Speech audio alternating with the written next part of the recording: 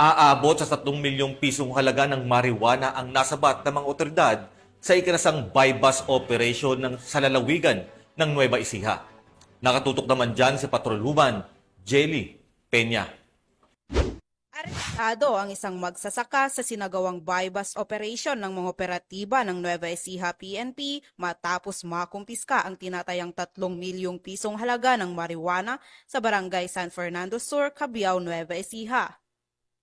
Kinilala ni Police Major Hansen G. Miguel, Acting Chief of Police ng Cabiao Municipal Police Station, ang suspect na si alias Ramos, 46 na taong gulang at isang magsasaka na residente ng nasabing barangay. Nahuli siyang nagbebenta ng hinihinalang halamang marijuana sa mismong bakuran ng kanyang tahanan.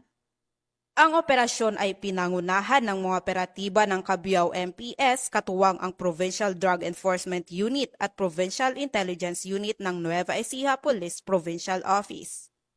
Nakabili ang nagpanggap na buyer mula sa suspect ng isang piraso ng marijuana plant na nasa paso at nakalagay sa puting sako.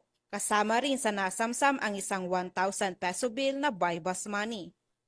Sa isinagawang masusing inspeksyon, natuklasan din sa kanyang bakuran ang kabuang 12 halaman ng marijuana. 3 sa mga ito ay nasa paso na nakalagay sa sako at 7 naman ay direktang nakatanim sa lupa.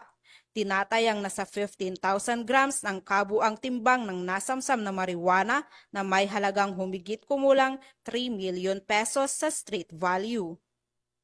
Kasalukuyang nasa kustodiya ng Cabiao MPS ang suspect at mahaharap sa kasong paglabag sa Section 5 at Section 16 ng Article 2 Republic Act 9165 o ang Comprehensive Dangerous Drugs Act of 2002.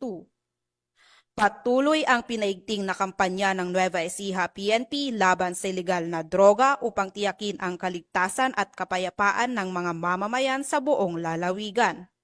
Mula dito sa Gitnang Luzon, ako ang inyong PNN correspondent, Patrolwoman Judy Advicula Peña, alagad ng batas, tagataguyod ng Balitang Pulis.